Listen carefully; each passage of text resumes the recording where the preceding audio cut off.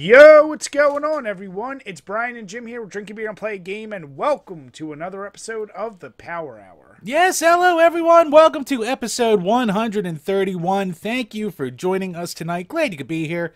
And speaking of having people that we're glad to have here, we have a guest tonight. It's an old buddy of the page, actually one of the oldest buddies that we've had on this hellscape known as YouTube. He was the actual second guest we ever had on this podcast, so he joins us again tonight from the Hibiki TMD channel. He's our buddy Travis. Travis, how you doing, man? Good. Thank you guys for having me. It's super great to be here. I've missed being on this show. I missed shooting the shit with you, man. And all the, 2020 and 2021 have been two crazy years. And all I got to say is it feels, of all the hardships and everything, it feels pretty fucking good to be here with the Drink a Beer, Play a Game boys tonight. So thank you again, man. Oh, yeah. We're so glad to have you back on. Hell yeah, man. Oh, yeah. And eventually can't wait to drink with you in person. But speaking One of day. drinking, what do you got anything in your cup tonight? Or are you still nursing the hangover? Swerve. Tonight I'm actually drinking on the Troganator. So there you go. Oh, I love It's that. my hoppy little paradise right there. Is that, would you say that's your favorite beer by Trogs? Or would it be Mad Elf? I'm a fan of the Perpetual too. It's Perpetual's definitely good. It's definitely my go-to, especially after like a long day of work. Those Trogs go down so smooth, man. The Troganators. Yeah, that's my second favorite after Mad Elf. But yeah, Troganators, that's the same way I feel about that. It's very rare anymore. I buy beer just to like drink regularly versus like trying something new. But that's one I always go back to. So great choice with that. I also love on the label the old man face. Like that's very tattoo worthy, I would say. Yep. It's badass. That would be a good tat. I know all about tats. Jim, we still gotta get you a tat or a couple tats. Look, Come Brian, people with my body shape and tattoos, they don't match well. I've seen it done by others. I used to play HeroClix tournaments. I've seen the results. It's too good. But, Jim, you're supposed to be more progressive. All bodies are beautiful. No. No, Jim! Brian. No, Brian. There's some things we should be progressive about. That guy shaped like me with tattoos is not one we should do. We should bring back bowling for that. But Jim, isn't that most guys in the WWE now? Nope. Topical. Well, the plane ride was only 20 years ago. It doesn't. Come on. All right, Chambers, what you sipping on right now? God, I love as they were talking about the fucking helicoptering. I was like, yeah, we had a friend like that in college. I think we all had a friend like that in college. Mm-hmm. Yeah. But yeah, I am sipping on, continuing from last week, the Smutty Nose Sour Pack I got. So tonight I got me a blueberry sour, which I'm delving into right now. Which That's looks, the same one from last week, right? I forget, to be honest with you. I'm almost positive you said blueberry because we talked about it, how it's actually kind of sweet but sits a little heavy after one or two. Oh, that's how all these are, and touche. And then I also have a black cherry sour I'll be digging into later. Nice. I hit a couple over the weekend. That pretty much describes Jim, right? It's sweet all day and it's pretty heavy by the end. Pretty much. And then you hate me by the next day. Everyone's like, no, don't be mean to that. Oh, F that. Yeah. Then after a little while, it's like, oh, this is what he's like. Now it makes sense. But yeah, I actually went through a shitload of these over the weekend during a drunken escapade with my next-door neighbor. And I hit a lot of the flavors, and yeah, they're all kind of the same. But they're all solid sours, so Yeah. can't complain there. With a nice Nice. little combination of, like, Mike's Hard Lemonades, Yingling Lights, sour beers, fucking just all kinds of different beer. It didn't sit well. Jim, it sounds like a high school party. Basically, it was essentially that. He was like, hey, I have this shit I don't like. Yeah. Yeah. You just need to throw in some White Claws and you're good to go. Yeah, when you hear the phrase, I don't know where this came from, do you want it? That's always a good sign. Oh, Jim, about you, there's so bro? much I could say. I'm going with the Leinenkugel Oktoberfest. So I only got a couple more of these Oktoberfest beers left. This is 5.1%. Most people know Leinenkugel from, I think they're regular beer. Is it even called anything? Is Yeah. it just Well, Leinen- when people come into the shop, they say summer shandy. Here, where's your summer shandy? There's that one, but I'm saying like the straight Leinenkugel. Is it just called their like wheat beer? Like The blonde. No, no, like the very standard. You know what I'm talking about, Jim, right? Oh What, yeah, the yeah. Barry Weiss? Or No, no, no. Very, That no, that's the. I know what you're talking about though. Yeah, that's Yeah, the like because standard. Jim and I have said many times in the past, like that was one of the first when Blue Moon was catching shit for having oranges in it. Leinenkugel was that other beer that's like it kind of tastes like Fruity Pebbles, and we would like love the shit out of it, and it's kind of fallen off. I actually haven't had a regular Leinenkugel and I don't know how long, but yeah, their Oktoberfest isn't bad. I'm actually almost done it. It's just very light. It's like most of their beers when they try to do seasonal shit, they're just trying to throw something out there to be relevant. It's not their wheelhouse, Yeah. so I'm not going to say it's bad, but it's not great. That's like we just got in. I didn't know Shiner does an Oktoberfest now, and we got in Yep. both the Shiner Octobers. They're. I tried. It's decent. It's not bad, but it kind of goes in line with what you're saying. Yeah. Shiner is funny because all their beers, when they do those seasonals, especially like some of their specialty, like the one is like, it's like something like sugared peaches or I forget what the hell it's called. It's In the 4-pack cans. Yeah, it is Yeah. so sweet. Like you're like drinking candy to the point where you're like, oh, either this is just really artificial or they put way too much sugar in it. Either way, Shiner has a lot of good basic shit, but yeah, they get a little too fancy and. Yeah, Oh. I've actually had some patrons bitch about the peach that it's too sweet for them. Yeah. now, do they come back in going, "I want a refund because I don't like it"? Do you have those types, or do they just all kind of know the deal where it's like, I'm stuck with it? Not like that. But I do get the types like if they, they reach in the cooler and they try to grab like a fucking 12-pack, and they'll, for some reason, people feel the need to push back. And when you do that, what do you think happens inside the cooler? They'll break like a 12-pack. They got to pay for it. Like what the fuck? Like they feel like they shouldn't. Now, who's worse, I- them or the lottery pit ticket people?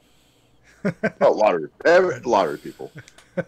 Lately, it's the fucking people that come in requesting Bush Apple for some ungodly reason.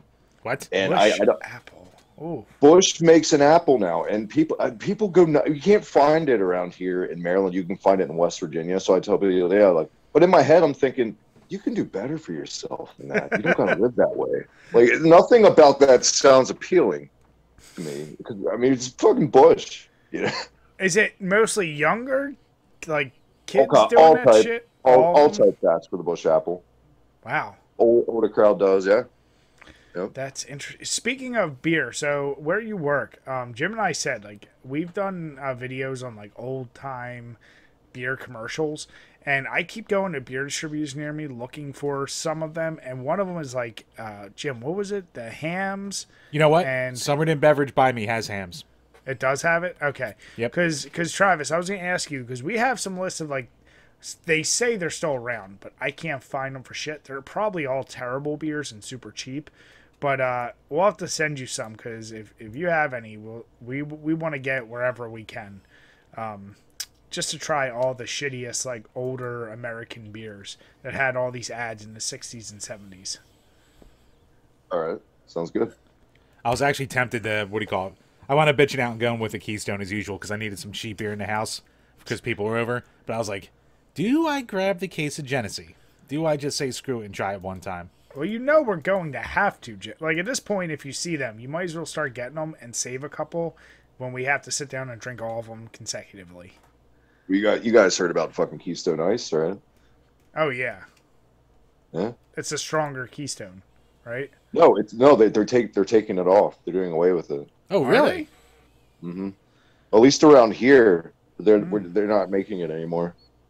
Now, is that because of the aluminum shortages and they're just going, this doesn't sell enough? Or I'm assuming. I'm not sure. I mean, it definitely sells enough. It's fucking Keystone. Like the worker guys that get off of work, man, they come in with their $9 15 packs. They love some Keystone. God damn right they do.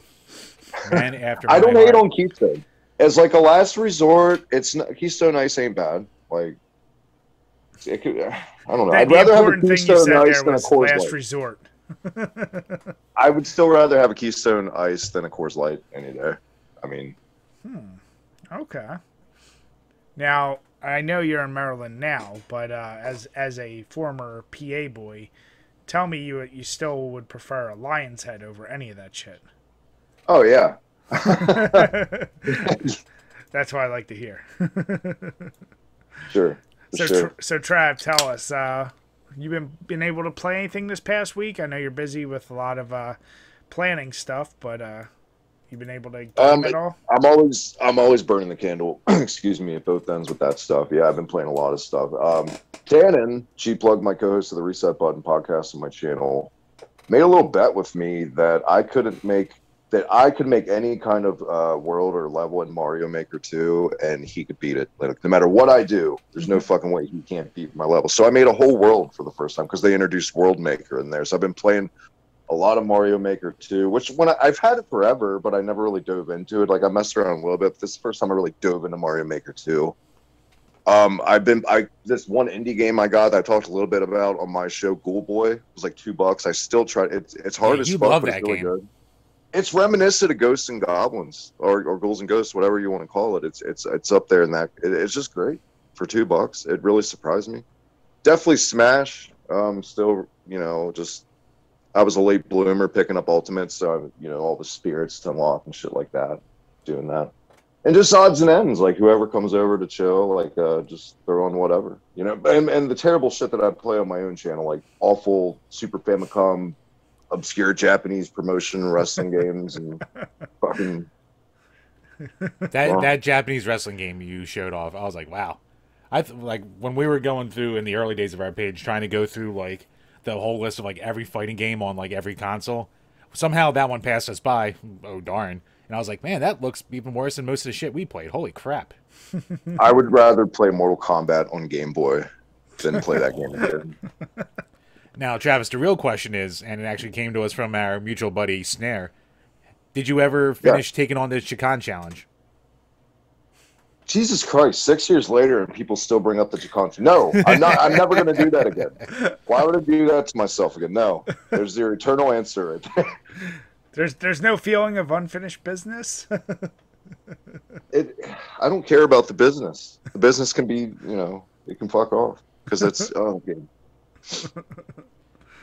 No, I'm with you with that. What do you call it? I've been, as part of like all the horror games I've been playing for my little collection video, I spent my time getting some footage for that, and that's what I'll say about that. That game can suck my ass. I hate that fucking game. It's like it wants to be a good game so bad. Like it's right there. Like it's just trying, but no, it's a piece of shit. Yep. Cool idea, cool concept, decent, attacks and idea for a game, and then the execution just falls completely flat.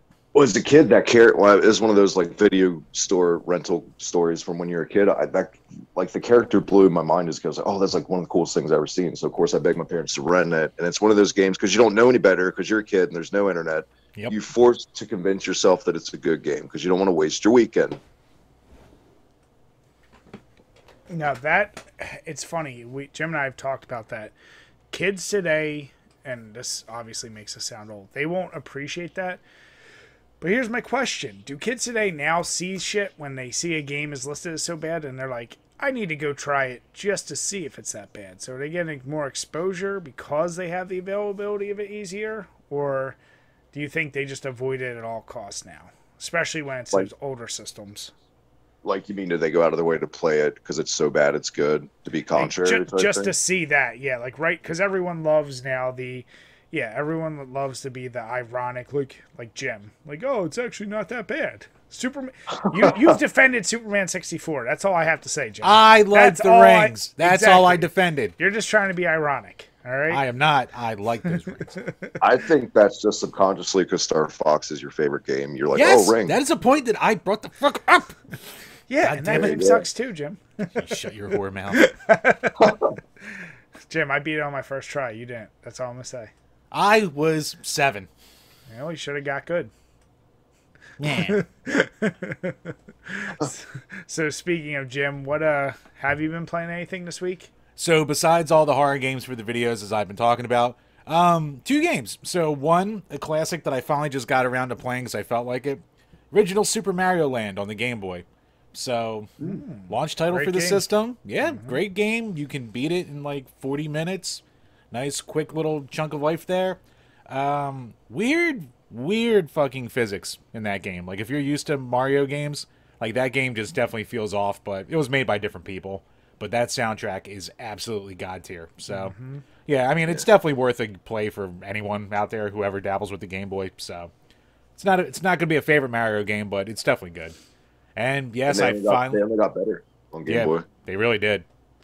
And then, of course, I finally delved into Hades. So, oh yeah, I saw it. So, what do you think so far? It's fucking great. It lives up to the hype. It's fantastic. What am I going to say that 1,000 other people haven't said? Well, now, it's funny, because speaking of Hades, since I finally beat it, you know, even though you got to beat it 10 times or whatever, but I finally did beat it, and it's one of those, like Pam said, like, I feel I don't need to go back to it right now. It'll be one I'll go back to later. Yeah. Like, let me see if I can get more of those like, you know, more of the story, if you will. But the game, it just, while it does a great job with everything I mentioned last episode, I do feel like once you beat it, it wears out its welcome, like, almost immediately. Even though it unlocks even more features in the game, it's where I go, okay, yeah, really well developed, it's great. I don't need to keep coming back to it and put like 80 hours into it. You know, you just want to put enough time to beat it. So, I don't know. I'll be interested to see how long it takes you to beat it, if you beat it. Yeah, no, I think that'll definitely be one where, since I got the Switch version, like I can just pick it up, keep going with my run through, put it down if I need to, and then, you know, in my odds and ends and travels, I can always pick it up and go. Nice. So yeah, like as I was playing today, like I got past the first like boss, and then got a couple more stages in before finally dying. So I'm getting there. I'm building some more stats for myself. So Jim, you're in Elysium. Yeah, that's what it was. Nice. Yeah, like I said, I beat Hades. Of course, been doing my Dead by Daylight, but I've dived a lot more. I completely finished it. I think I mentioned it last time. I'm not sure. I did finish Alien 3 on the NES. Played on the Super. Yeah. Oh no, Travis, we're planning on covering a bunch of Alien games for October, so we're hitting all the Alien 3s. Lucky us. Well, at least I'll say this, Travis. We're limiting it to just the NES, Genesis, and Super NES because literally, obviously, those three versions alone are so different. And I know the Game Boy and the Amiga and there's like a million versions of that game. It's so amazing how different so many of them are, but those are the big three. And Jim has the Genesis one. Like I said, I beat the NES. I played a little bit of the Genesis, and I started diving into the Super NES one.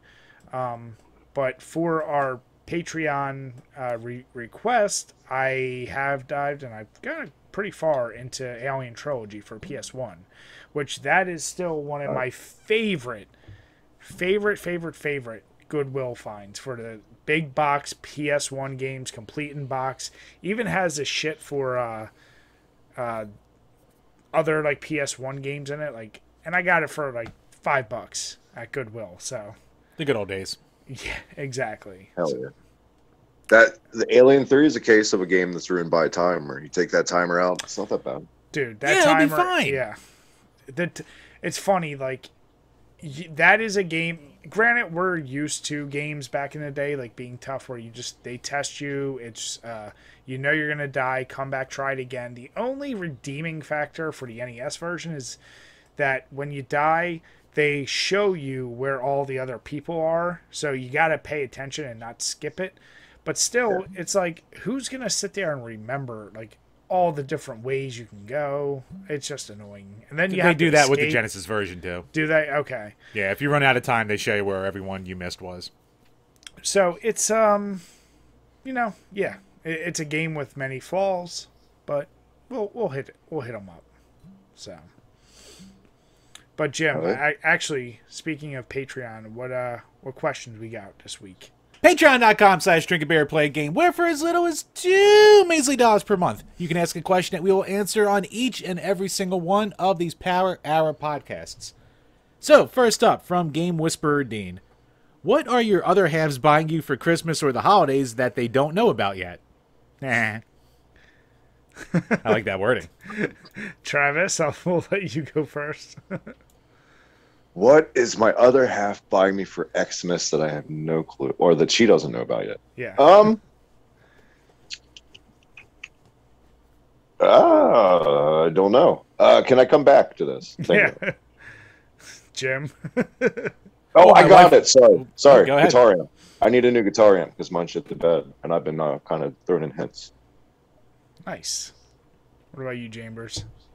Why, nothing, Brian, because my wife listens to this show. Jim, just say it.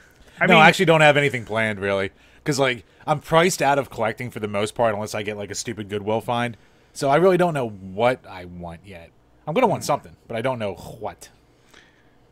I've already requested and tasked that she start, and she's much better at looking up shit like this.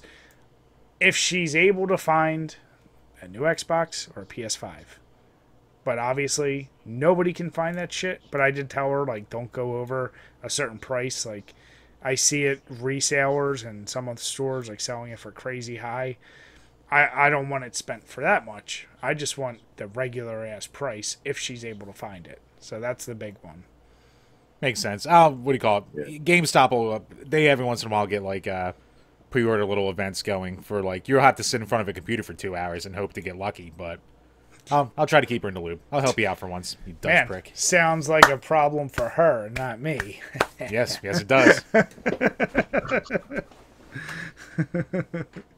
Nah, I probably should have said PC since I'm doing this on my fucking phone tonight. Yeah. So maybe a PC. There you go. Next up from Gamer Astral, the best 16-bit console and why. I mean, we've run the test. Everyone's answered. Jim knows it. He hates it. It's a Super NES. It's not even a question. I know Jim actually wants to say the TurboGrafx 16. No, I would say the Genesis. No, I know you would say Genesis, but I know deep in your wanting to be ironic heart, you're like, but the TurboGrafx has this game. No, I like my Turbo, but it doesn't compare to those. But no, fucking fine. It's the stupid fucking Super NES, fine. You and your stupid RPG babies can fucking hit A to win all your goddamn games. What about you, Travis? What do you think? I'm going to be that guy and say I think it depends what you're into. If you're into sports games, obviously Genesis. If you're into RPGs, obviously SNES. Platformers, I got to lean towards the SNES overall, even though Genesis has some great ones. For me, growing up, I was an SNES kid. I got a Genesis later on when like the 64 and stuff were coming out. And my parents just got it dirt cheap by then. So I was a little bit older getting to the Genesis. So like all the kiddie feelings were still for the SNES, which I hold near and dear. But now as an adult, doing reviews, let's play, shit like that, comparing both systems, I got to go overall with quality. It's tough to top the SNES and just production and the in-house devs and shit like that compared to the Genesis. Yeah. Yeah, I mean, I've said it before. Like, the Super NES has more, like, the all-time heavy hitters. Like, they have more of the all-time heavy hitters. I think if you want to go through, like, an entire library of games and go, oh, these are more decent than crap, I think the Genesis has it, but they don't have... They don't have the level of, like, you know, Super Mario World or fucking Zelda or blah blah blah. It's fine. Genesis comes close in some things like obviously Zelda takes the cake, but there's like some surprises like Crusader City's good. It's almost as good. Beyond Oasis is a kick-ass game. I mean, Beyond Oasis is great. Yeah. If you like shooters and sports games, go with the Genesis. Yeah. Yeah. It's a sports console. That's all it is, Jim. No, you shut your whore mouth. Jim, I know you just hate that in history. That's kind of what are better. Remember. Jim, Fighting games work better without shoulder buttons. God damn it, Brian. Jim, just because it has the best beat 'em up of the 16-bit era doesn't mean that all beat 'em ups are better on the Genesis. Yes, they are. They're just talking about Bay-Base kids? Yeah, exactly. Hey, your precious Super NES exclusive, bastard. Listen, I bust Jim's balls about Genesis, but Travis put it the best way. It's really what you're into. Yeah. I think, quality is better on the Super NES. I think Genesis has more unique one-off games, and they tried a little more shit. Doesn't mean they always succeeded. They had a lot of games with great potential that just, like, what the fuck happened? But still, they're both great consoles. You can completely throw out any other trash consoles like TurboGrafx, but yeah, those two. That's what I say to that. But those two, yeah. Wait, actually, here's a really dumb question. Were there any other 16-bit consoles? Was there any like UK equivalent, like an Amiga 16-bit bullshit or something to that effect? Good question, because I don't know what you would technically consider the common. Because I'm not, I'm not a microcomputer guy, so I couldn't tell you what like the Amiga or the Commodore 64 technically fall into. I think they might actually be 8-bit still, but not sure. Yeah, I'm not sure either. Yeah. No, but like I think the Amiga CD32 tried to be a little bit more, but like it's kind of like that's like kind of on like the level like the CDI, and I'm not even sure what the CDI technically is. I think that might be 32-bit technically, but yeah, it's weird.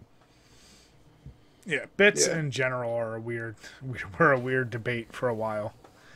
Jim, why don't we just call the new Xbox whatever bit it is at this point? 40 kajiggly bits. I think the Genesis definitely went for like the more edgy adult demographic with their game. I mean that was their whole point, like making fun of Super NES games as being more kid and baby like. I mean, look, it's got the better pinball game, so it wins. So man, what's Psycho Pinball? Fail. Hey, Psycho Pinball's a good one.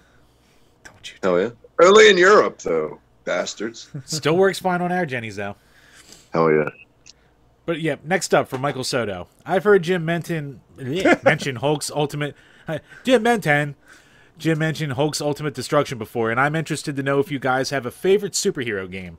That's always been my favorite of games personally, with favorites probably being the new Spider-Man games or the Arkham series. Curious to hear your thoughts.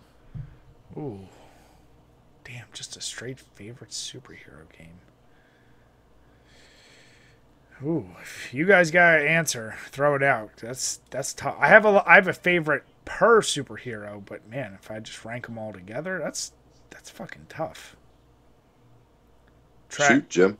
I think you already mentioned it. I think Hulk Ultimate Destruction is my favorite superhero game overall. Like, it's my favorite of like that sandboxy GTA style of game, but just because it's more over the top goofy because you're being a Hulk. I think it just kind of works in general. And like that same team eventually made Prototype, which I think was pretty good and actually kind of underrated, but I still think Hulk was just a little bit better because it was still a little bit more over the top. Didn't take itself so seriously. So I'll go with that one. You'd put that over the X-Men Legends? Well, Brian, if I didn't have a traumatic experience with X-Men Legends, maybe it would be there. Jim, what happened to your copy? Well, Brian, save file, didn't you? No, worse. Nice, friendly Jim. Nice, trusting Jim of his friends. Got X-Men Legends 2 one Christmas. Played through it, beat it, enjoyed his time. And his buddy Brian, his dear friend Brian, goes, "Hey Jim, let me borrow it." I go, "Sure, dear buddy Brian. Enjoy this game. I hope you enjoy it, and I can't wait to get it back one day." Well,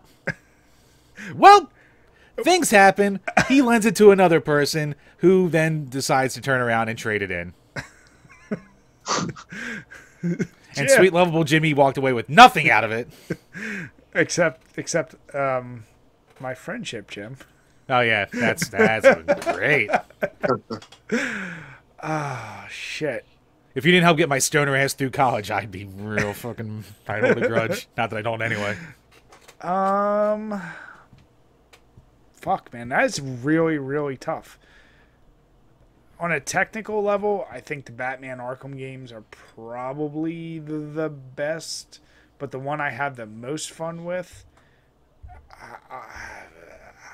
is probably Marvel Ultimate Alliance. I love the X-Men Legends game, and then Ultimate Alliance was just that with more superheroes, and I love that style. I wanted to go Punisher, but as fun as I love that game, I'm not trying to be Jim and just throw an ironic answer out there. So, yeah, there's Punisher's actually really good. That wouldn't be that ironic. It's an amazing... I mean, god damn, there's so many great superhero games. But, yeah. And Punisher is talking about for the PS2, not for the Genesis or arcade or whatever. Yeah. What about you, Trav? Boogerman. No, probably Marvel vs. Capcom 2, or I love the X-Men Legends. I was actually thinking about saying X-Men Legends, but I don't want to steal your thunder. I love that fucking game so much.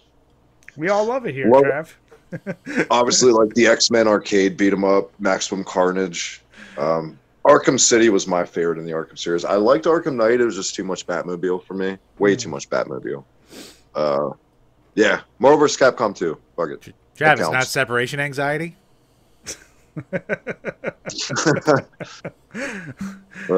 Trav, let me ask you. Marvel vs. Capcom 2 is great, but have you played the new Injustice games, the fighting games?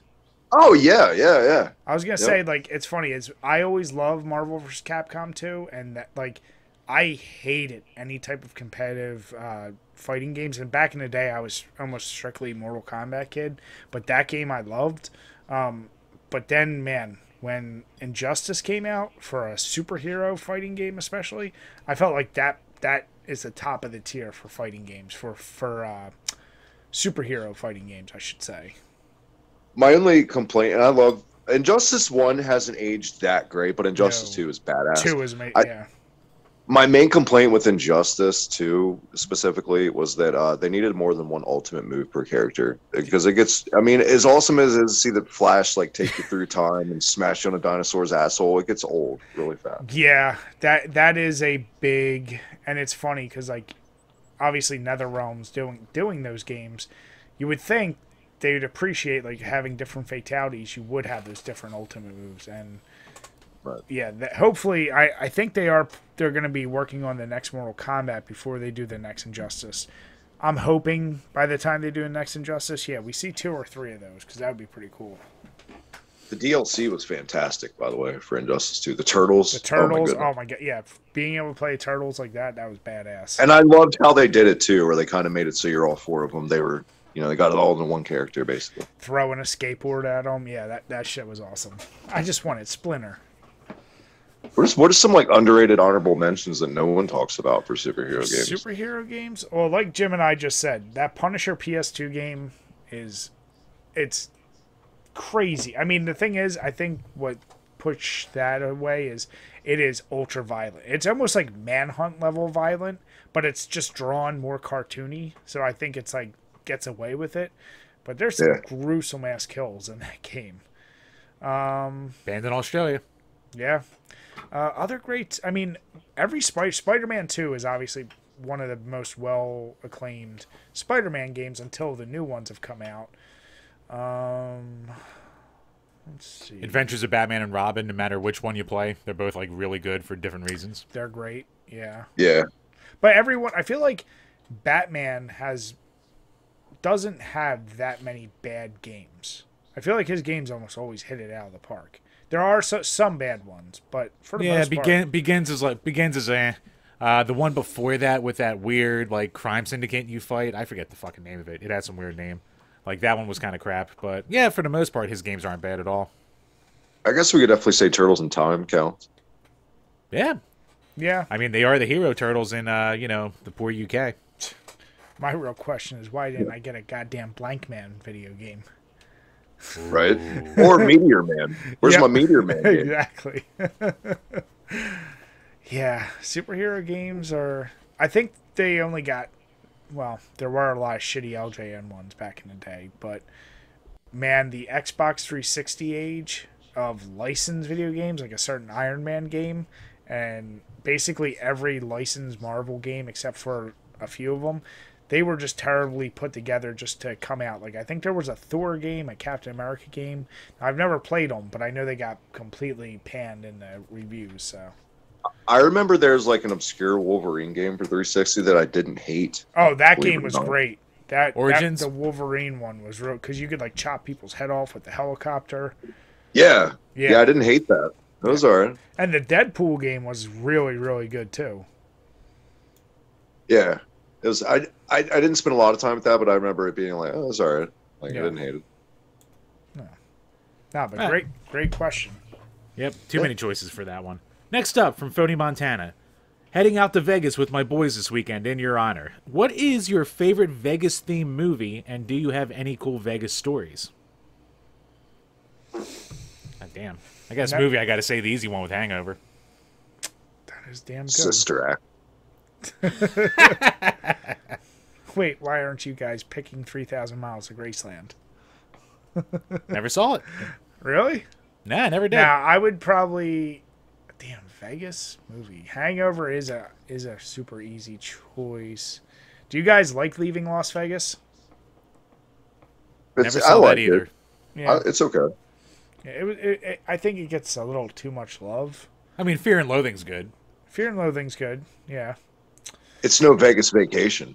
I Obviously actually really, really like that one. That and Hangover are kind of tied in my eyes.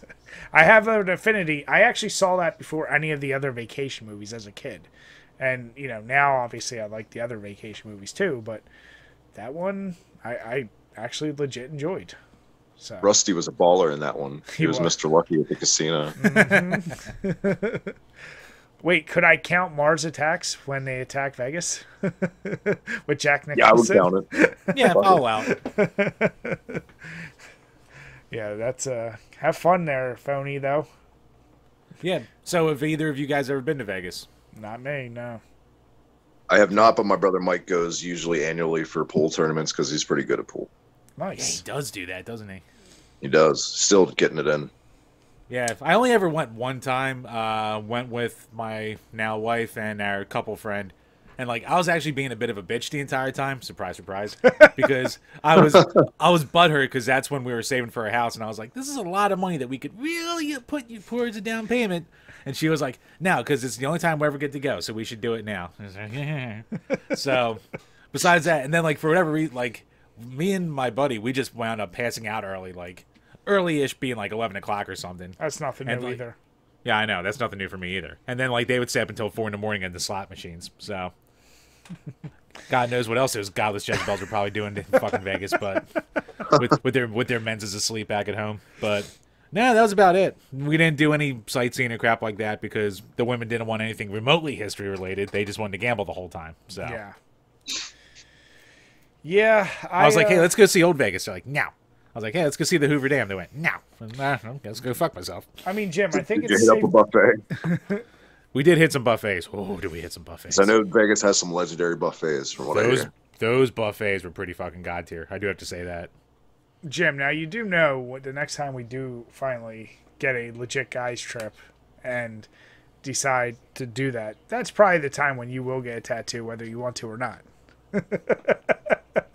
Hey, guys gotta get it sometime. No, but have fun, phony. Enjoy your time out there. Yep. Get a tattoo of Randy Quaid from Vegas Vacation. That would be perfect. Last up from Alex Perez. Wait, Jim, What? that just What? made me think. Since you have the extended ass crack, can we have the tattoo of Randy Quaid, and he's saying "shitter's full," and he has the hose coming out of your ass? Come on, that is perfect. Or like Randy Quaid flying the spaceship and Independence Day going right up your pooper. Yeah, I'm back. Shit, I do love that scene. Come on, can we just have a whole Randy Quaid tribute on your back? What? All the Randy Quaid characters he's ever done in a big fucking back piece on right there. Come on, Jim. He's a terrific B movie actor. Well, Well, that's his brother. That was Dennis Quaid. Yeah. But yeah, what do you call it? Yes, no. By the end of this trip, no one would love Randy Quaid more than I do. Last up from Alex Perez. What non-horror video game series could have an interesting horror-themed spin-off? For example, a Zelda game that took place in a world infested entirely with Ocarina of Time Re-Dead-type enemies. F those things, by the way. All right, so a non-horror game that if you gave it a horror theme, it would be interesting. It's a great question. Yeah, I like that a lot. Harumph. Do I cop out and say that Sonic hack where, 15 minutes in and Sonic becomes a demon and you get chased down and then you just have to keep trying to escape it before the end of the game, but there's no escape. You just die no matter what. That's like Nazi zombies. Kind of. Shit, what would be a good game like that? Maybe a Contra game because there's lots of material to work with the alien type stuff. See, Yeah, that could work. Yeah, see, it's I always kind of looked at Contra as just basically like an alien, but made like a third-party alien game. Or do the last spookier alien levels and Echo the Dolphin, but make the entire game that so you're not bored for the first half, 3/4 of it. I fucking hate Echo, but that game gets creepy as shit at certain points. The atmosphere and that amazing soundtrack on it, That's the only good part. Yeah, like the game's goddamn garbage. Like it's not fun. I don't know why people like to pretend it's fun. Even like me as a Genesis kid who grew up with it, I was like, man, this game sucks. But yeah, when it does get those alien levels, it definitely gets creepier.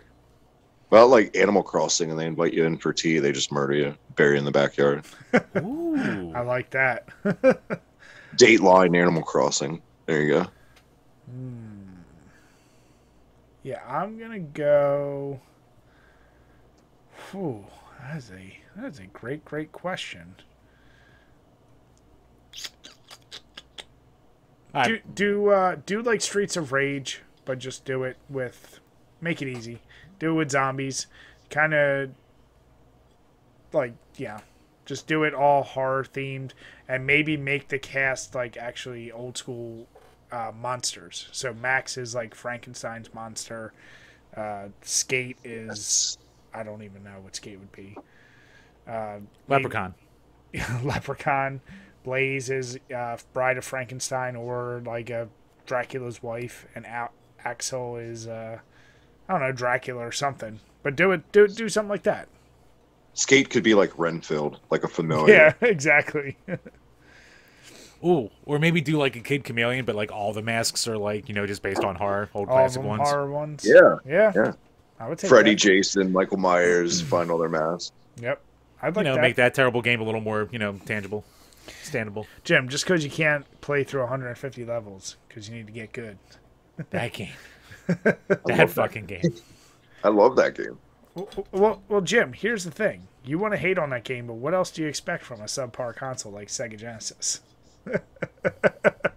see what I did there? Come on, Touché. Come on, Randy.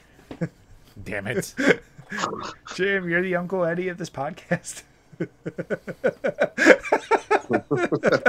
I disavow. Fucking vow. Just saying it doesn't make it so, Jim. Yes, it does. God damn it. Let the people decide. No, I will not.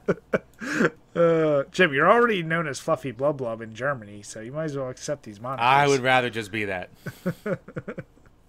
Let me have some dignity. Well, yep, that wraps out the Patreon questions for this week. So thank you once again to everyone. So if you're new to the page, once again, head over to Patreon, patreon.com/DrinkABeerandPlayAGame. Check out all of our tiers, all of our video, for a few more bucks, you can get a video game review request, use our comment section or our description section as your billboard for your page, all kinds of good stuff. So check it out. Yeah, no, thank you all. Truly appreciate it. And actually, while we're doing some quick pluggies, Travis, we did a big boo-boo. Where can people find your content? Oh, as always on YouTube, HibikiTMD on YouTube, retro gaming, pro wrestling, heavy metal podcast, Terry Bollea Let's Plays, a bunch of bullshit in between. Instagram, HibikiTMD. It's that simple. Oh, officially, you might want to plug the merch. UnionSmack.BigCartel.com. There you go. There you go. And all the links are below, so make sure you check them out. All right, guys, so got some fresh beers here. Trav, how did the Troganator treat you? And are you sticking with that or trying something else? Definitely sticking with it tonight, and it's treating me well. Nice. How about you, Chambers? The blueberry, like I said before, fine. I've moved on to the black cherry sour. This is actually so I'm on my second one right now. And it's, you know what, it's weirdly, flavorless. Even for a sour, it's a little bit slightly tart, but, you don't get, that tarty sweetness you expect from, anything black cherry-ish. It's just kind of there. So, yeah, I'm basically finishing off this Smutty Nose Sour Pack, and I'm probably not going to buy it again. It's not bad at all, but it doesn't do anything either to stand out, so it's whatever. Jim, are you not able to smell and taste things right now? No. I'm all coof proof, Brian. So you don't have to worry about me there. But yeah, no. I mean, there's no aroma to be had. There's no fucking. Well, you always have trouble smelling. Let's put it that way. Yeah, it is true. If it wasn't the cigarettes back in the day, it's the finger that's never out of it. So. God damn it, Jim. What? I have moved on to the Sam Adams Fest beer, which I've never had this one. I've had their Oktoberfest. This is different, so I actually don't know if this is yet another type of Oktoberfest from them. They just call it a smooth lager. It's 5.8%, 22 IBUs, so definitely won't be bitter. Yeah, first time trying this one, so I'll let you know. Have you how had the it is. Jacko by Sam? Yes. Yeah. What'd you think of that? That's not bad especially for pumpkin beer. It actually last one I had was maybe 2 years ago, but yeah, it was actually surprisingly like flavorful for a pumpkin beer from Sam Adams. I don't hate it. It's all right. Fest beer is interesting. Like I said, I don't know why they made two different Oktoberfest style beers, but hey, whatever. Because people will buy it, Exactly. basically. That's me. I see a variety pack, I buy. Yeah. All right, Chambers. So you have something here from our good buddy Genovi, and Yeah, a little quick one. So I mentioned last week that he threw a couple topics our way that would be good. So when I was at Walmart the other day, I was looking through the section and I saw Balan Wonderworld, which is that Sega game that everyone's hyping up, and it came out and it was pretty much a disaster. And it's only been out for like more than 3 months, but it's been out for a couple months. But it's already being sold at discount for like $19 at Walmart. Apparently in the UK you can buy it for £10, so whatever that conversion is. I don't care about those those euro dollars. They don't count. But yeah, that thing got trashed and fell like super fast. So it begs the question: what's the fastest price drop that any of you guys have ever seen for a game? That's like a significant drop. what was the game you and I played? It was within this past year or something. We talked about it. Was it Resident Evil 3? Didn't it drop to $40 like really fast? Like I know I got it new because you said you were gonna wait for it. I don't even think you got it, but I think like it went to $40 within 2 or 3 weeks. Yeah, I think it did. Yeah, because like the 2 remake got like slashed in half within like the first 2 to 3 months, and that's when I bought it. So I was like, oh, that'll definitely happen with 3's remake, but that just happened a lot quicker. So, which is amazing because 2 sold like hotcakes. I don't know why they slashed it, but 3, I don't even know how it did, sale wise, but it was pretty well received. A lot of people liked it. So, yeah, that's the only one I can think of like major games that the price fell really fast. What about you, Trav? I want to say, I don't know why, but I can't remember with No Man's Sky that dropped fast initially. I think it did, yeah. Well, especially once people realized it wasn't quite the game they were expecting. Yet, talk about a company that has completely 180'd a game, and now like it's got like civilization building mechanics in it, and the updates have all been free. They've turned it around, at least in my eyes. And you know what's funny? Price rise, it turned around too, because at GameStop they're selling it for $40 again. Well, once they added all the updates and fixed it, it actually ended up being a decent game. Yeah. Yep. Yeah. So it's funny, we've talked about this, Jim, but the inverse of this, what game has held their value the best? Now, I think the easy answer would be GTA 5, but I'll tell you what, man, still Nintendo first-party games. Like I feel like they never drop prices no matter what. Their value just never, ever drops. Like at GameStop, I'm like, I tried waiting it out, like Travis was saying, like before I got Ultimate, before I got Luigi's Mansion 3, Mario Kart 8, like all these games, I was like, they'll drop eventually, and they just don't. I was like, what the shit? So I don't know. What is that, like a push from Nintendo, or is it really like, are people still buying it that much that they can afford to not do it? I don't get it.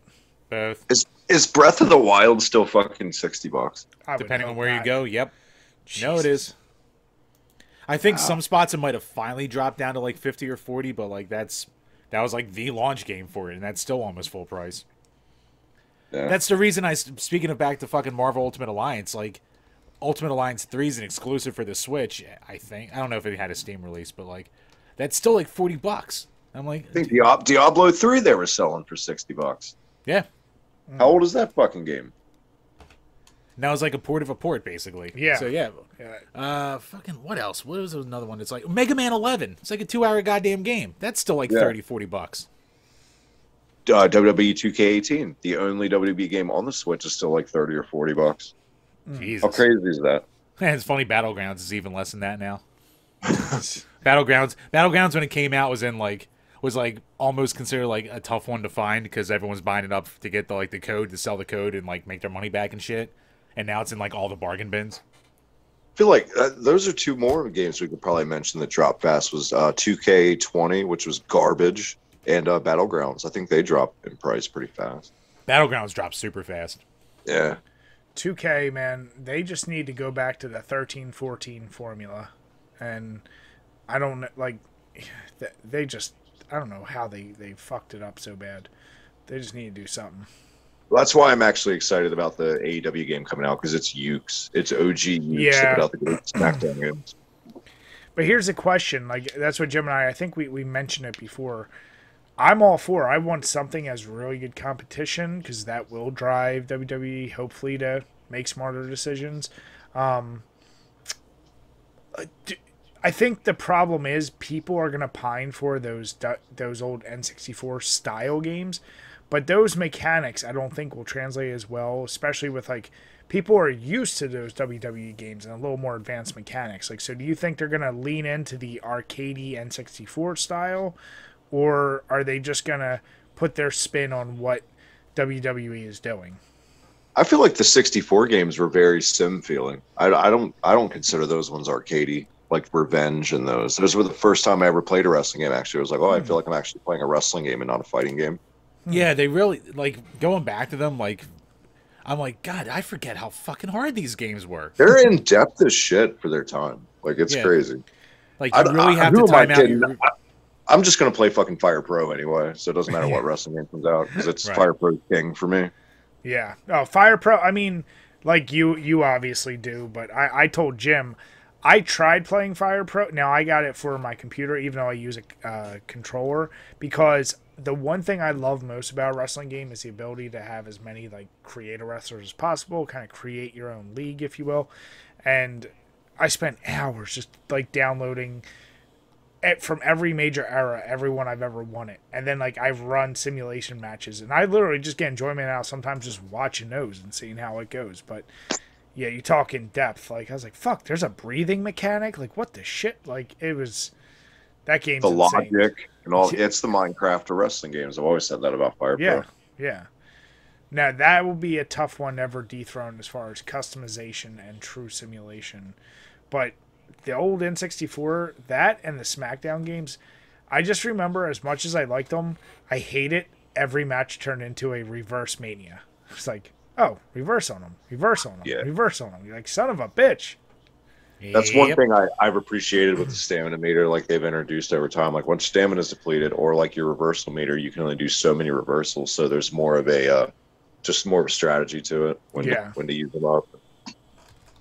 Yeah, but no, I follow not even an ounce of AEW shit, and I can tell you, I think that game looks kind of cool, and I would be interested if they give good competition for that game. Now, actually, Brian, funny you mentioned that because I threw this on here, and now we're a little late to the party. But so, Travis, everyone after fucking All Out basically jerked it off, saying greatest pay-per-view of like the last decade, one of the top 5 wrestling pay-per-views of all time. So, me as a come and go watcher, you as a guy who's watched straight through for like 30 fucking years. At least, what do you think? Where do you put that up there? I think it was a solid show. I think it definitely flowed very nice. The best wrestling shows always flow, and they don't feel like fucking marathons. Like when WrestleManias used to be like 9 hours. Oh my goodness. Yeah. Oh, dude, that was painful. Thank God they split that up. I'm a little different because I mean, you obviously know, Jim, from being on Slam Pigs and shit. I'm a wrestling snob. I have certain standards in my wrestling. I'm not just going to immediately say something's the greatest of all time because there's been so many eras of wrestling. For me, the greatest pay-per-view of all time personally is still ECW Heatwave 98. That's my all-time favorite pay-per-view. And WrestleMania 14. Everyone says 17, but I love 14. It was the beginning of the Attitude Era, and just that was a perfect card for me. 14 is very underrated. Yeah. I think All Out was very good. I think what AEW needs to worry about is what to do with all this talent, obviously, that they're bringing in. Like, it's great. You know, you got all these guys now, but you got to know what to do with the toys, not just collect them, I guess. Yeah, I thought it was a solid show. I fucking hated that Lucha Brothers Young Bucks match. I don't know if there's anything that'll ever get me into liking a Young Bucks match. Like, I just can't take it. That match, in a weird way, that was the Young Bucks slowed down. There was really only one, because you would assume that was them slowed down. Yeah, because you would assume on paper, right? Well, it's Young Bucks in a cage match. They're going to jump off the top of the cage every 5 seconds. They only really did saved one spot where they went off the very top of the cage. I've always said when the Young Bucks slow down and don't try to impress some hoarder in California who writes a dirt sheet who's like their biggest goddamn cheerleader, they're fine. Like, I loved the New Bucks when they were actually New Japan, because in New Japan, those fucking guys aren't going to put up with that carny bullshit. No, you're going to work your ass off over there and earn respect. So I definitely appreciated the Young Bucks more back then. But that, for me too, that's definitely when Cody's on, I'm like, I tune out immediately. I can't do it. I love how Cody had his recent thing with, like, saying he's never going to turn heel, and, like, you know, he's got to figure out he can't be, you know, keeping his position, or so. What was his fucking stupid line? Like, I got to stay who I am in the spot that I'm at, or some bullcrap, where it's like, how can I do that? The challenge is in mixing it up and trying to stay fresh. I think he's working. Yeah, I think it's a big work. Yeah, it probably is. Like, dude, you're an executive vice president too, so, like, no matter what, you're going to have your spot on the card, unfortunately. I will say, at least, there's a lot of... I've come around a lot on AEW in the past year, not just because of CM Punk. And, bro, I love that one thing Tony Khan does that Vince McMahon and those guys do not do. Tony Khan is not a stubborn booker. When he sees something isn't clicking, he'll do his best to try to just smooth that out and fix it. Like, people were starting to resent the Young Bucks and Omega as babyfaces. We all know they're EVPs, so what did he do? He made them unbearable goddamn heels, and it's smart. They're much better heels that way. Cody is a natural heel with the EVP position, like you said. Yep. I think Tony Khan does that really well. He listens, for God's sakes. Now, they're not all hits, obviously. You got your Luthers and your Brandy Rhodes and your bullshit like that, but anything's better than Monday Night Raw, and I'm thankful that AEW even exists right now. So yeah, I can go with you there. Yeah. Yeah. Because WWE is nigh unwatchable right now, especially Raw. At least SmackDown has Roman and Heyman and Brock and all that stuff, but God, fuck. Jim, just wait. A couple more years, AEW get more popular, WWE comes back, and then they just buy AEW. Well, that's the thing, too. Like, AEW has basically beaten Raw for, like, 2 weeks in certain demos. So I would assume by the end of the year, they keep this momentum up, they're going to be kicking WWE's ass on Mondays, ratings-wise, for sure. No, I can see it, and it's not like the old days either. Like, I don't think either company will get that big enough mainstream because Twitter exists and they can't keep their fucking mouth shut. So yeah. I still think everything's flipped. It's like back in the Attitude Era, just to kind of wrap it up on the wrestling talk and stuff. Like, WWE has essentially turned into what WCW did. Like, WCW had the stride with the NWO, but then WCW just became lame and corporate feeling and just the same shit and rematches and DQ finishes. And AEW now is like that red hot WWE in the Attitude Era with Austin and stuff. It's fresh, it's more edgier, and that's exactly where we're at now. Everything's flipped completely. Yep. Yeah. Be interesting to see where it goes. But as I always said, I think competition will breed better material for both of them. So, that's always the way. Yeah. So while we are no longer at a dearth for professional wrestling, we're starting to get one with beer and liquor. True. For transition. For sure. Because we have 2 articles below, and the alcohol business is getting wrecked right now with supply and demand. Because in the UK, there is a massive CO2 shortage. So, you know, all that delightful carbonation that we enjoy in all of our little drinks, that's rough right now. That's going bye-byes. And here in good old PA, liquor is having a gigantic shortage. And a lot of tons and tons of different kind of bottles. You're only going to be limited to like 2 bottles for. Yeah, 43 types of champagne, bourbon, tequila, cognac, and whiskey are limited to 2 bottles per person. And they said that it will start potentially affecting beer as well. But this is not due to CO2. This is more due to service industry having not enough employees, and they can't get their supply chains to keep producing stuff because they don't have enough workers. Like, and we've heard that thing of people are offering jobs left and right, and a lot of people still aren't taking them. and the beer industry and liquor industry I think it's finally catching up. So Yep. yeah, I don't know. I haven't seen it with beer yet, but I have heard that it very well could come around. So I guess this is where COVID actually helped beer and liquor sales pretty well. And now it skyrocketed because people were locked in their house with nothing to do, so might as well be fucked up. So now, but on the flip side of that, now we find ourselves here. That's what I mean. We had our lavish, lavish indoor drunken parties, and now it's nobody's working enough. So. And all the big businesses out there basically played the ultimate game of chicken. So all the people out there, they're like, well, we're not going back to work for lower wages, and because we're getting paid more by the government to stay at home. Well, that's starting to go away, and all the companies just held out. So now there's no workers and there's jobs, but no one wants to, accept less. So now we're at a weird stalemate in the labor industry in this country. Well, you know what always happens with that, Jim. Then labor will find a way. It'll just go to people willing to just take it for dirt cheap. And it'll happen one way or another.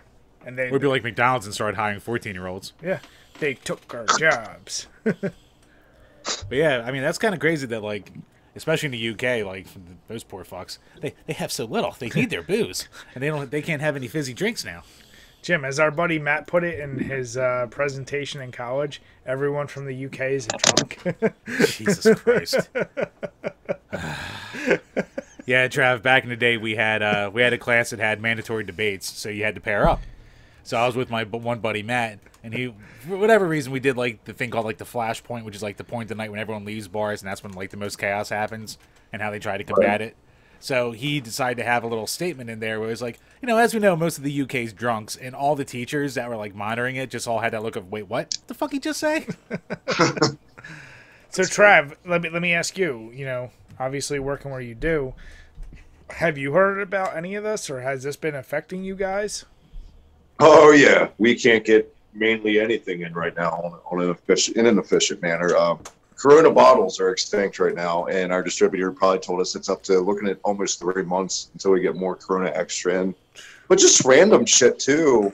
Like natter days. Nope. Don't even think about asking for a natter day right now. Really? Yeah, I don't know what's going on in Maryland with that shit. I just love the turnaround from when COVID first happened, where no one was buying Corona because of the name, and then it turned around, and now you can't fucking stock it, and everyone's back to buying it up. I'll say to everyone right now, buy all the Rick Ross champagne you can. I mean, you know what's sad? We see the bullshit hoarding and price inflation of video games. You know what? It wouldn't shock me if people start hoarding the shit, selling across state lines. Like you said, hey, nobody in Maryland, or at least where you're at, can get Corona. Jim goes down there with a couple cases in his back, comes out a rich man, so he can overpay for video games. God damn right. That's the dream right there. Well, I get evicted and I can't pay my bill. Great.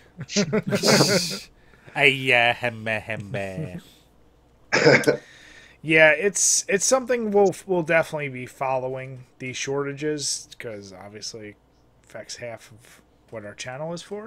I don't want to jinx myself because I am like one state over from PA, but I am thankful that I don't work in a PA liquor store right now and dealing with like the entitled attitudes of the limited purchases.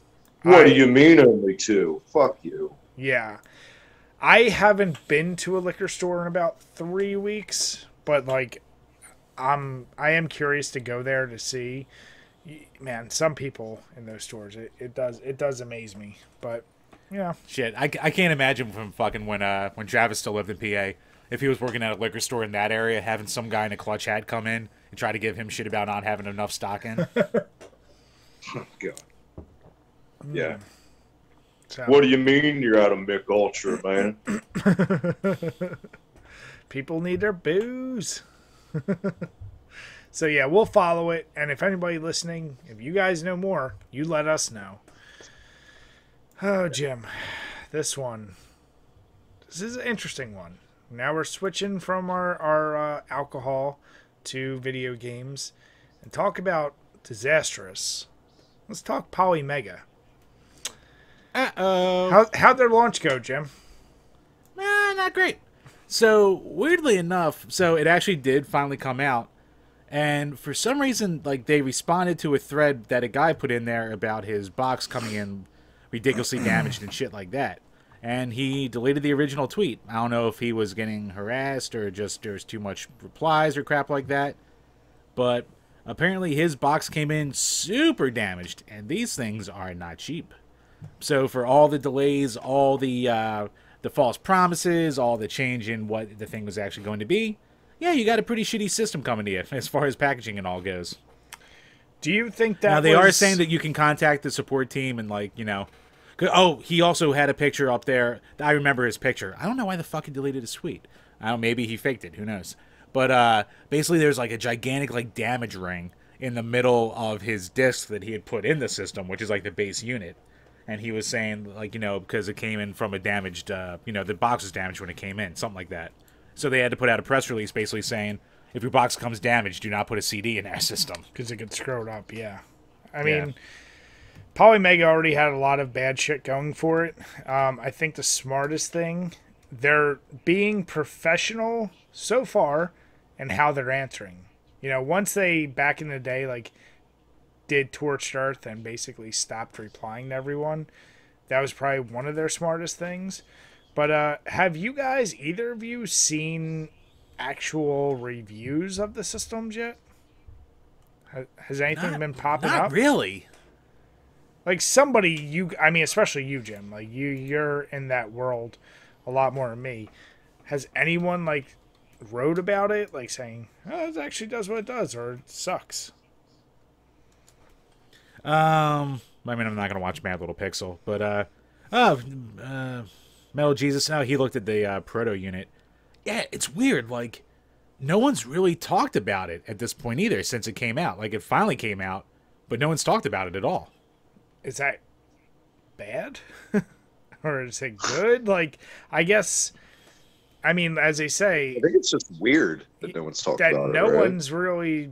Yeah, I'm waiting for all the YouTube faces on it. Yeah, all the standard channels, fucking, Metal Jesus, no video, fucking... Even the old school people, Gamester 81, no video. And I know a lot of these guys pre-ordered the goddamn thing, and, there's just nothing. They just can't be fucked to bother with it. They're whatever. They're just it emulates games for $400. Cool. I've seen a couple. I'm going through Twitter right now, and it's funny. I see a couple. It's not good. I keep seeing a repeat of tweets saying, hey, my Polymega replacement has arrived. That's not a good thing. I think they had the same issue that other guy has, but I'm not seeing a lot of information. So that's very weird. So once again, this is for sure one we'll follow up with because we've talked about enough. And Jim and I said this would be I would almost be interested in the base model because the base model does all the CD shit, right, Jim? Yes. Instead of going out and buying a Saturn, which you can get a 50-50 shot that's even going to work, I'd be more interested in that just because also then I can do Sega CD and other shit. But I'm not going to pay brand new prices, and I'm going to wait to see after they do a few patches and all the other shit they need to. I said this is a system that would interest me just so I don't have to buy a whole bunch of other hardware that may or may not work. But they did have a tweet about 10 hours ago saying, status update. More than 99% of mass production systems shipped so far have not reported any hardware-related problems. We've had 4 boot looping systems, 1 defective module connector inside the unit, and 2 defective EMs, whatever that is.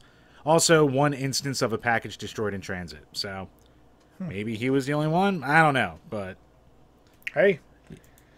That's according to them, so hopefully that's the case. That's not too bad. Even though I know that there's a huge delay on anyone who ordered after a certain time frame, so I don't know. What do you think, Trav? Does that system at all seem like something that would appeal to you? It does, and I feel like for me with any system launch, I give it time to breathe, see if there's a price drop, see get all the reviews I can out of it before I commit to shit like that. But yeah, definitely, and I'm in the same camp with you, Brian. My take on it. Yeah. So, guys, what do you guys think? So, what does it go for right now, the base unit? I'll look it up. I thought it was 400. I think they're only shipping out right now. Fucking the people who pre-ordered anyway. Well, I don't even know if you can order one straight up right now. Yeah, but I thought it was like 350 or something. But maybe you're right with the 400. Because my question is, all right, say we give it a year. It seems like it's all fixed up, has everything, and it's working well. What's a price drop that would make you 450? 450. Okay, so what price point would you say you would get at least the base unit? 250. 250? Two or 250? Travis with 2, me with 250. So what would be the... So Jim, especially you, I mean, would it be interesting to you? Like, would you think you're going to dive deep into the Saturn, Sega CD, TurboGrafx CD, Neo Geo CD? Like, which CD thing do you think you're going to dive into more? I just have enough CD-related games anyway that, like, I would just like to have a future-proofed kind of thing like that.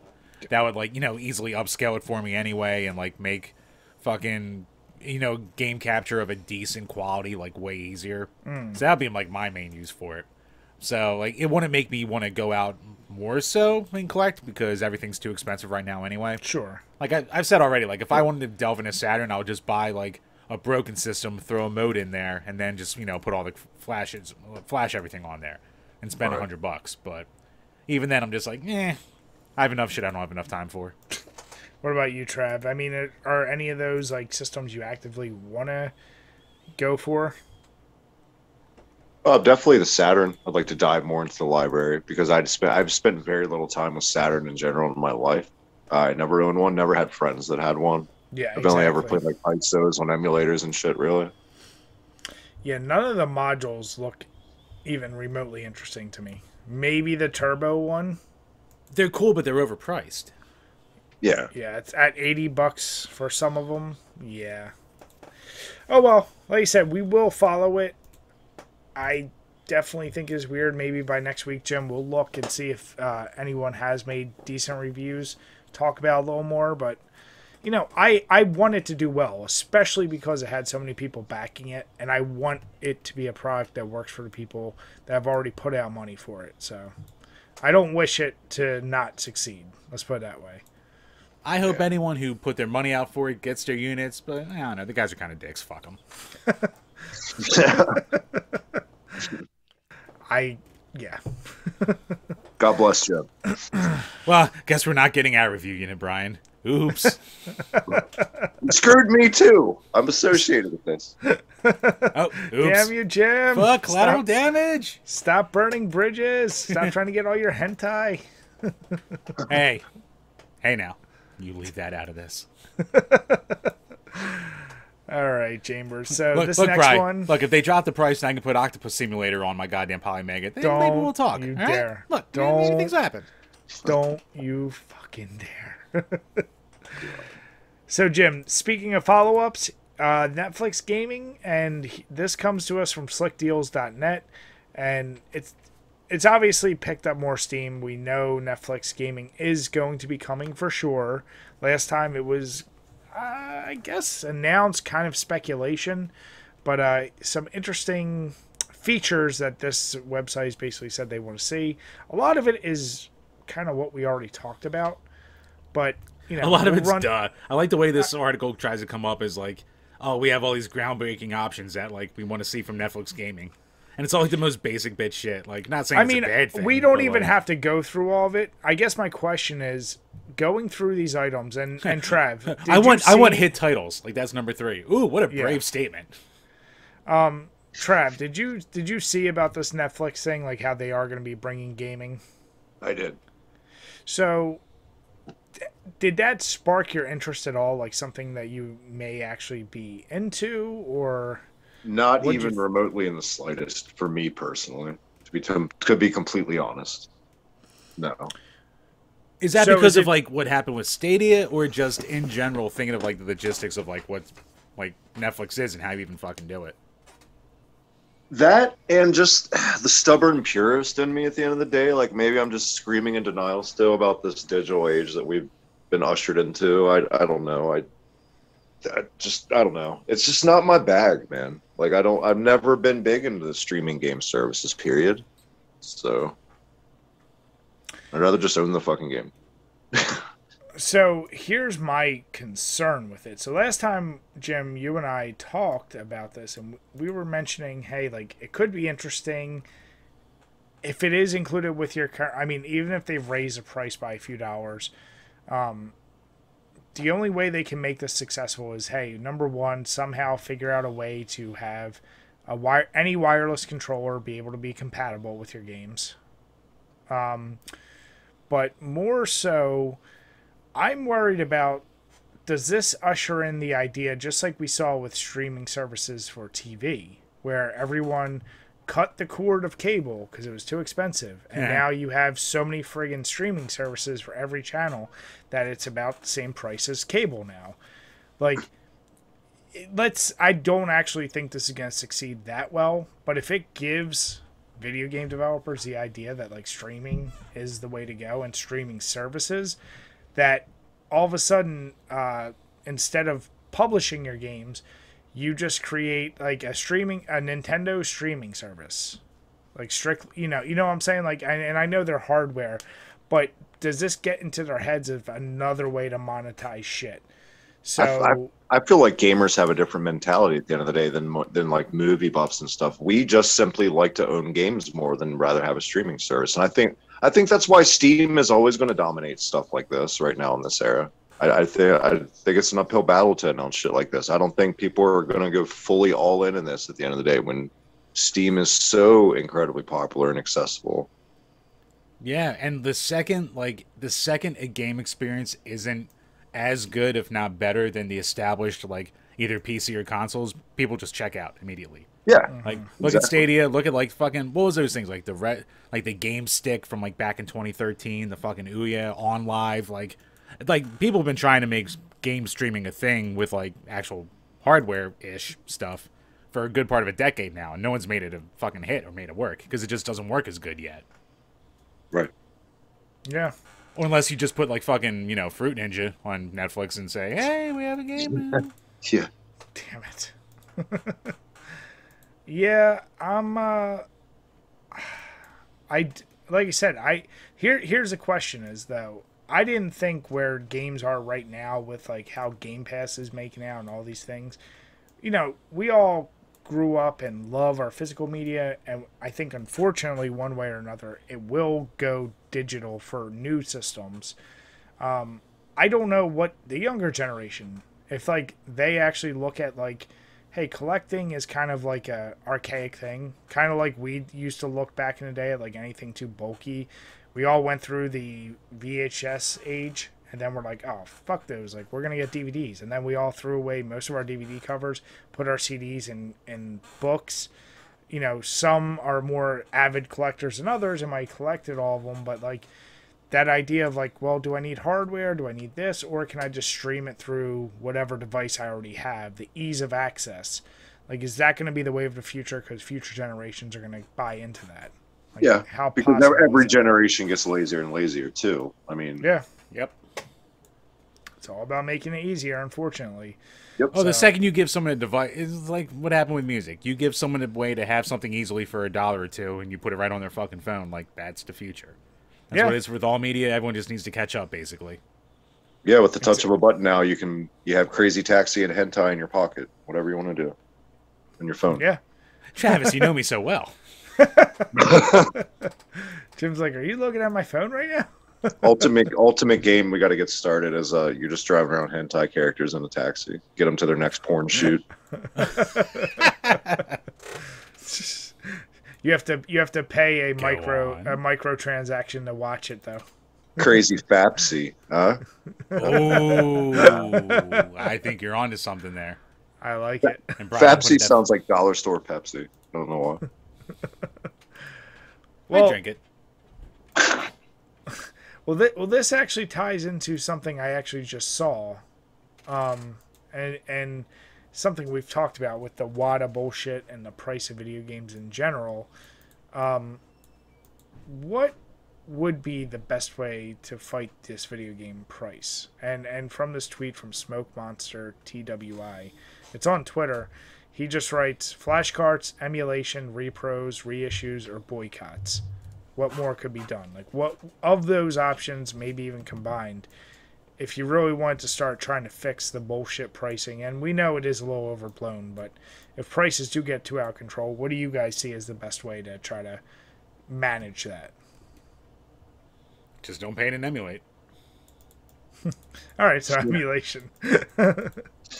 Like emulation, like you have your cake and eat it too. Like you still protest by not buying the game, and then you still get to play the game. Like gather up all the resellers and throw them in a dark basement. Throw them saltines to eat once a week. See, it's like, would it be a big? Not that a lot of companies care about their fan base after the fact, but would it be a cool move on their part if they did reissue games that are being sold at super prices just to drive down those prices? They kind of started doing that already lately. Like Metal Storm had a re-release through one of the strictly limited or limited run games. Mega Man Wily Wars also had the same thing. So, like, some are slowly starting to do that, but I still think that it's such a niche kind of audience for even that kind of thing. That, like, I mean, I would like to have Metal Storm, but I saw the repro thing and I was like, I don't care enough. Like, even I didn't buy into that. So, like, hot take, Wily Wars is just Mega Man underwater. I never saw the big deal on Wily Wars. It's so slow for me. It's really, yeah, like, I'm not a big Mega Man guy, but I don't think Wily Wars is anything that great. Like, it's all right. But for and I don't even know, like, the WADA shit's its own situation, but insert okay, the shit that happened last year with the whole PS3, everyone freaked out. Puppeteer is an expensive game now. Say for some reason they're like, you know what, we're gonna reissue Puppeteer, like, and it drives down the cost of the game. Like, is that a good idea? I think it's a good thing. Yeah, I don't think it's a bad thing at all. Like, I don't like I'm the collector here, and like even I'm like, I don't care if my games go down in value. I didn't buy them fucking. It's like a stock. Like, I don't put the money out there that I can't, like, afford to lose or shit like that. So it caters to the collector like us, and it gives more potential to get better deals in the future if that trend continues. I feel like. And lets people have more of a chance to get the games in general. Like, it's not a bad thing. It only hurts the fucking scalpers and resellers. It's the only people it hurts, so fuck them. I don't care. Maybe one day at that rate, then Flintstone Surprise Dinosaur Peak will only be $700 fucking bucks as opposed to whatever. Right. I just asked that someone tell me right before they do it with Earthbound so I can sell my copy for max profits. But besides that, do it to Earthbound now. I should. That's up to like $350 now. Just for the fucking cart. No strategy guide? Oh my god. No, just the cart. It's like $350 now. That's so ridiculous. I bet. I haven't looked it up, but I bet if you have the box, it's probably like a good $700 at least. 1,000. And that shit's on the SNES Mini, and it still hasn't dropped. So yeah, that's a good example. Like, that's fucking. That's on a kind of widely available. Now this SNES Mini's being scalped because it's out of production. So yeah, but I mean, there's another way to play it out there. And at the end of the day, there's still always emulation, but people want to own the thing. Even if you can play the thing, people just want to own the thing and pay to own the thing. I'm not going to rant like on another topic, but it's the goddamn gatekeepers of emulation that have made people feel guilty or dirty about emulation, I feel like. Yeah, I don't get, like, Jim and I have never understood. I don't understand any negativity towards emulation when you're talking about, unless it's emulation of brand new games still actively coming out. Right. Old shit, like, what is the negative? Like, I try to understand it. But you're not purely experiencing the experience in its purest form. You should really buy Ultraman on SNES and not emulate it. Yeah, like even fucking channels like GameSack that used to like pride himself on like never emulating. Like, he just pops into fucking SD card now into a console just to easily get to the game to play it. Like, he doesn't give a shit anymore. Like, there's no point. Like, there's nothing wrong with emulation at all, bar none. Like, I don't fucking care. Just enjoy the fucking games, basically. Yeah. I don't even care if it's like, a re-release game that's $2 on an eShop. But chances are the people who originally worked on it aren't going to make money off it anyway. So, even like a re-release, it just goes back to Nintendo or Sony or whoever the fuck put it up on their shop. So you start hitting the 25-year, 30-year mark when a game was released. I think we can call it a day, and it's safe to emulate it, for Christ's sakes. It had its chance. And if you didn't like it, Nobody's going to lose their roof over the head because you downloaded Clue Land. It's all good. Yeah, exactly. Yeah, that's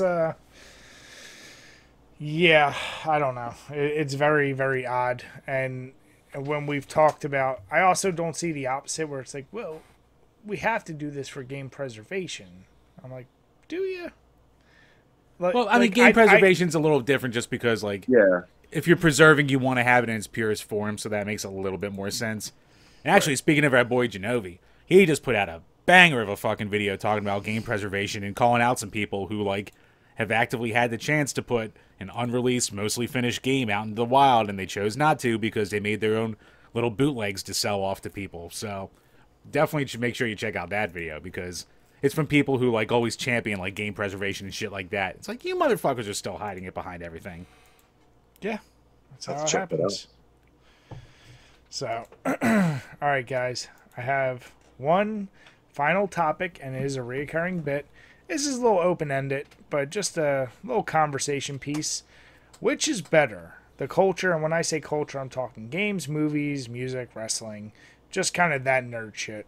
Not so much politics or lifestyles. No, let's just do politics. That's more fun. In the 80s or 90s? Because I think the darling has always been the 80s. But as, you know, we all grew up, born in the 80s, grew up in the 90s.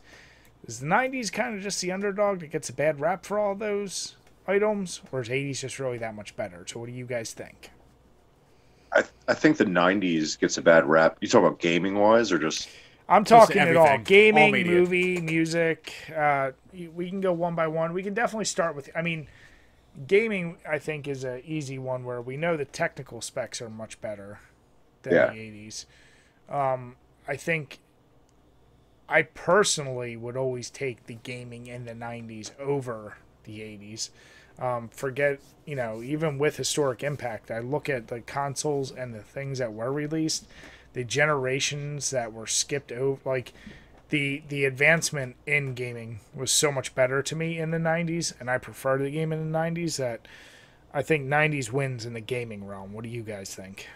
The 90s brought in the era of feeling fenced in a game. And I understand Ultima came out in the 80s and shit, but really feeling fenced in and immersed in a game would be like the late 90s. I think the mid to late 90s is just one big giant transitional period anyway, where everything was just moving to 3D and blah, blah, blah. The 80s was kind of that arcadey, here we are, it's as good as it's going to get. And then the 90s was like, oh no, we can go beyond this. And it was just, didn't quite get that niche till about the 360 era. Where now, everything is just, the graphics have gotten a little bit better every gen. But basically, it's been your standard 3D experience in most games, whereas the late 90s was just all about experimenting and transitioning. Yeah. Chambers? I mean, obviously 90s because that's what I grew up on. But, I mean, yeah, if you want to go with, like, gaming, like, I'll have to say 90s because, like Travis said, it was more... Well, I mean, both eras were definitely experimental, but... But you know what? It's that kind of thing where it's like a lot of the 90s gaming doesn't hold up now. But when the 90s hit it out of the park, I think the 90s at its best still beats the 80s at its best. And, you know, that could be unfair because of, you know, hardware advantages, but is what it is. As far as movies goes, like, you know, fuck movies from the 80s. Everyone always hypes them all the goddamn up. And if you didn't watch Goonies when you were 7, you're not going to like it now. Goonies fucking sucks, all right? I'm just going to goddamn say it. Jim, you're just an angry little boy that didn't Goonies is goddamn boring. All I ever hear about is goddamn Goonies. I finally watched it when I was like 33, and I was like, yeah, this is it. Yeah, but you're a grumpy old man by that point. Like, you better not. You know what? A good movie's good no matter what. But you hate everything. You better not speak ill of Lost Boys in my presence. No, Lost Boys holds up. Lost Boys I will give all the credit in the world to. That holds up. But fuck Goonies, this remake coming out. Never-ending story. Oh, don't even get me started on the remake. Oh, motherfuck, that thing.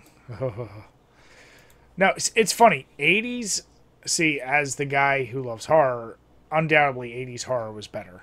Like, that, 90s did have some great ones. Like, 90s, like, best one may have been Scream and, like, a few others. You had Candyman, but, man, 80s was way, way better. In terms of other movies, it's like, I think 90s really hit it out the park with, I I kind of feel like better blockbuster movies, like the summer blockbuster, like, you know.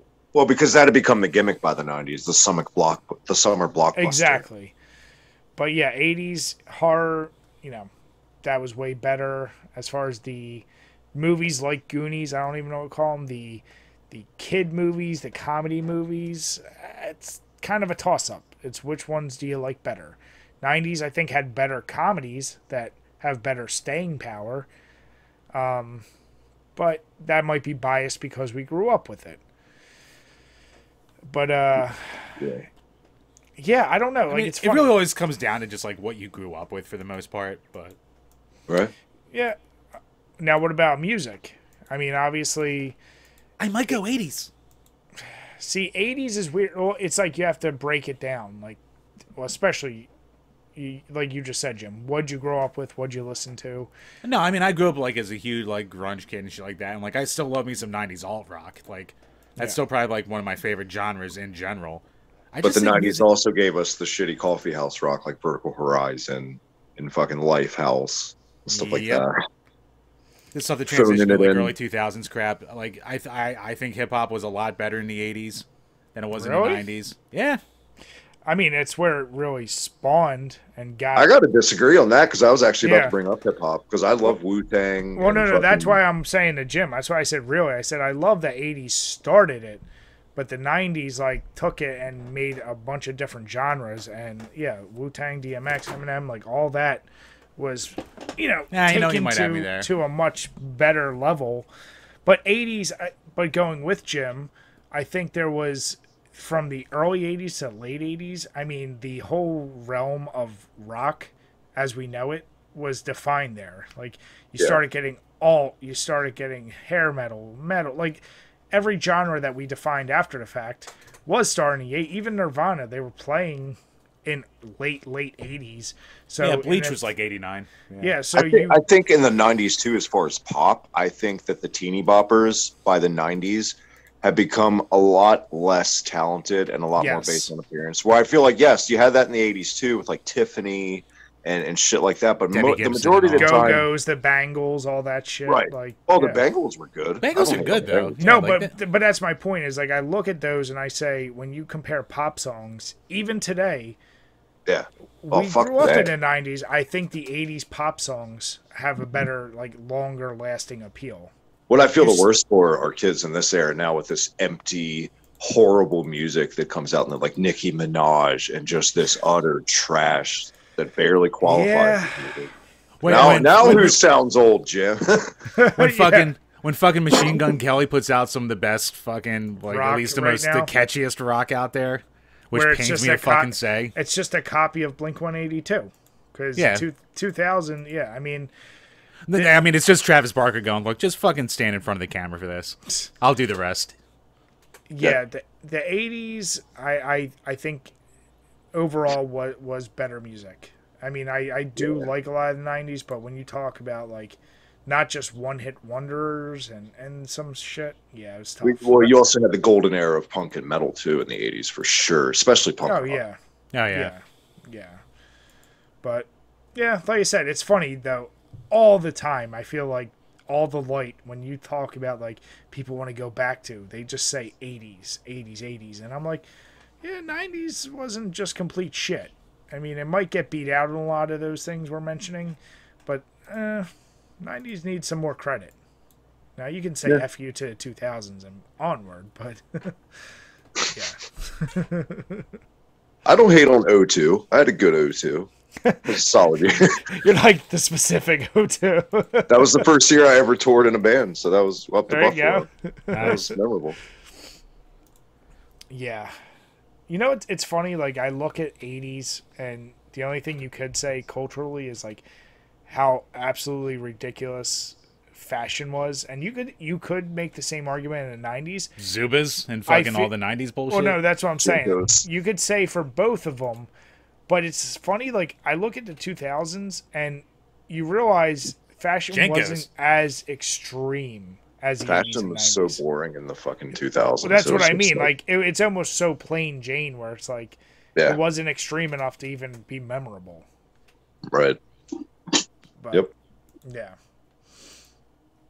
So, Trav, first of all, let me say thank you so much for coming on. And if you haven't already, please be sure to check all the links below. Before we sign off, we first want to ask you, what'd you go through? 1 or 2 of those Trogonators? 4. Woo! My Believe it or man. not. And I feel great because 4 is basically all you need with Dragonators. Yeah. No, it's true. Very true. How about you, Chambers? I see you got a Keystone next to you. Yeah, I dipped into my 4th beer with a good old reliable Keystone. Yeah, the Smutty Nose Sour is meh, but you know, whatever. Topping off the night with an old favorite. So are you not going back to those again, you think? Probably not. Like Right. they're perfectly fine. They're just there's nothing special. So if you want a very safe sour, I guess go with that, but nah, it's too boring. I wouldn't even recommend it. Fuck it. Yeah, and this Sam Adams Fest beer, it does drink super smooth. There's just not a ton of flavor or aroma, so it's nothing that's going to impress you.